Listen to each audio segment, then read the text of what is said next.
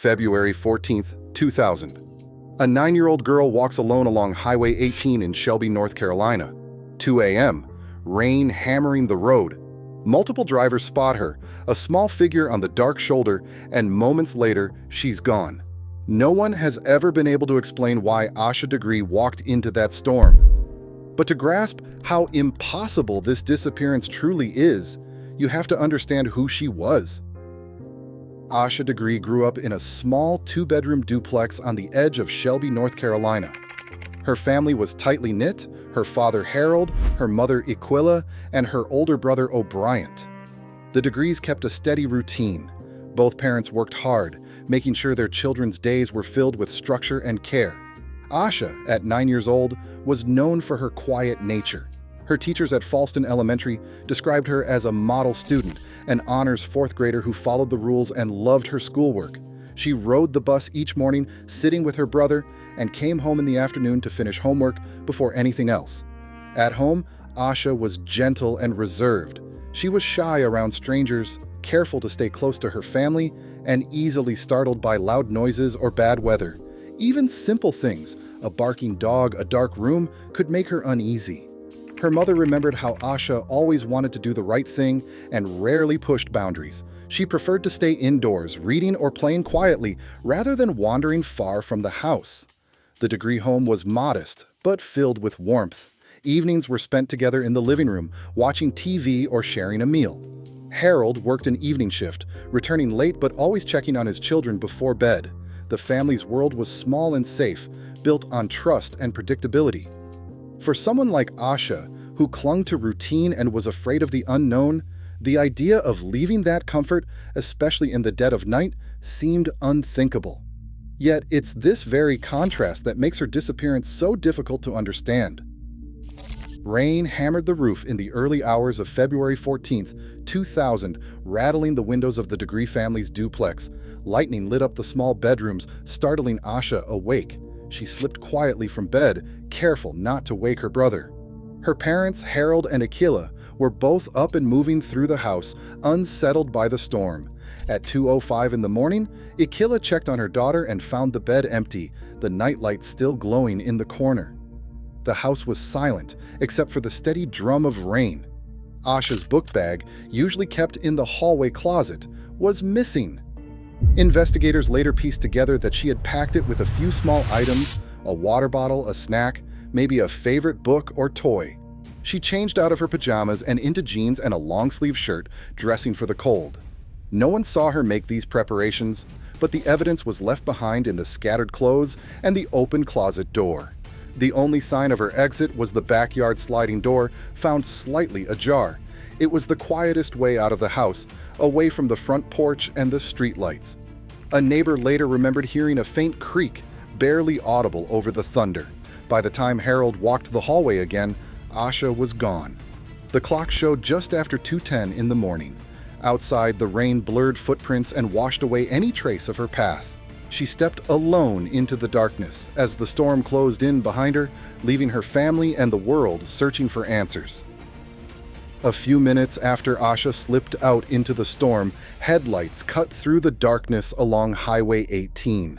The rain made everything hazy, turning the road's edge into a blur. Still, 3 separate drivers would later describe seeing a small figure walking alone in the downpour, each account placing her within a narrow window between 2:05 and 2:20 in the morning.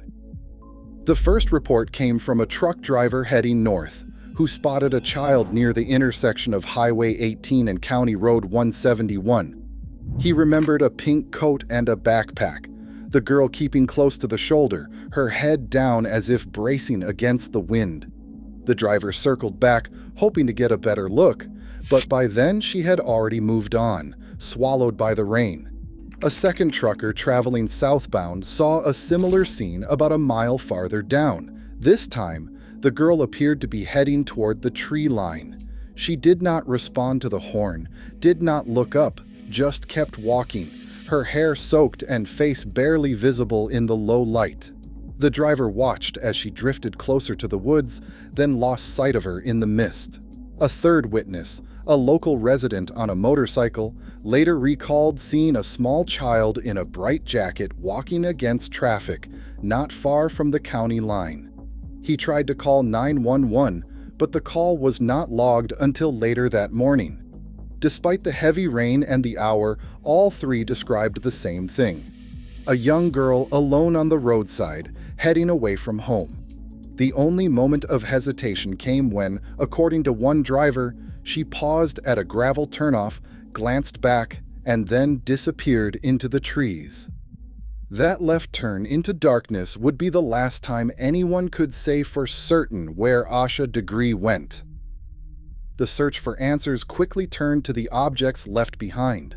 Less than a mile from where Asha was last seen, investigators found a weathered wooden shed half hidden by brush. Inside, a flashlight, a pair of work gloves, and a small tin of screws sat on a dusty shelf. The shed's owner identified the items as his, saying they belonged to his son, but police could not ignore the timing or the location. These objects were collected, photographed, and logged with care. Each step was recorded on a chain of custody form, and each bag was sealed and initialed. Forensic technicians dusted the flashlight and the gloves for fingerprints, hoping for a smudge, a half print, anything to connect the items to Asha or to someone else. The lab found nothing. DNA swabs came back blank. Even the battery in the flashlight showed no sign of recent use. The shed items were returned to evidence storage, inconclusive but impossible to dismiss. 1 year later, a hiker in Burke County, 30 miles from Shelby, stumbled on a plastic-wrapped backpack buried in a shallow hole. The bag's color and style matched the one Asha carried to school: a red and white striped book bag, a notebook, a crayon, a small plastic water bottle. Soil analysis suggested the backpack had been underground for at least half a year, maybe longer. State forensic labs tested every surface for DNA, scraping the corners of the notebook and the inside of the straps. Again, results came back empty. The backpack could not be definitively linked to Asha, but the match to her school records kept it in the case file. Each piece of evidence, handled by gloved hands and tracked by paperwork, offered more questions than answers. The physical trail, so carefully preserved, remained silent. Investigators and the Degree family have spent years weighing what could have led a 9-year-old to step out into a stormy night. Most official theories fall into 3 camps. The first is that Asha left home on her own, perhaps planning to run away. This idea points to her careful packing and the absence of any clear struggle. But those who knew her best, her teachers and her parents, have always struggled with this explanation, given her deep fear of the dark and her history of following the rules. The second theory is that someone lured or abducted her after she left the house. The timing of her disappearance and the lack of physical evidence supporting a stranger's involvement make this hard to prove, yet the witness accounts of a lone child on the highway leave the door open. The third possibility is that someone Asha knew, perhaps a neighbor or acquaintance, was involved, using familiarity to gain her trust. Police have checked every known connection, but no evidence has ever tied a specific person to her disappearance. Each theory has its strengths and its gaps, and none has fully answered the questions that keep this case alive. The case file for Asha Degree remains open at the Cleveland County Sheriff's Office, with the North Carolina State Bureau of Investigation reviewing evidence each year. No arrests have ever been made, but the search for answers has never stopped. A dedicated tip line is still active.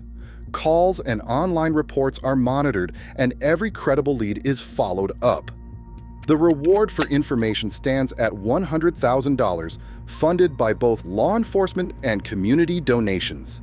Each February, the Degree family leads an annual walk along Highway 18, joined by neighbors and officers, retracing Asha's last known path. They have also established a scholarship in her name at Falston Elementary, honoring students who show the same kindness and determination Asha was known for. The Amber Alert system in North Carolina was revised in part because of her case.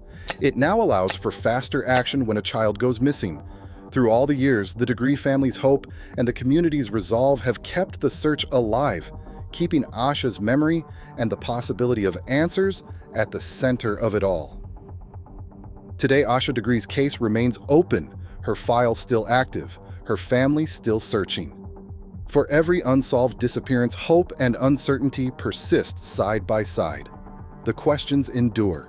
Sometimes the silence itself is the answer we can't accept. Share your thoughts or memories below.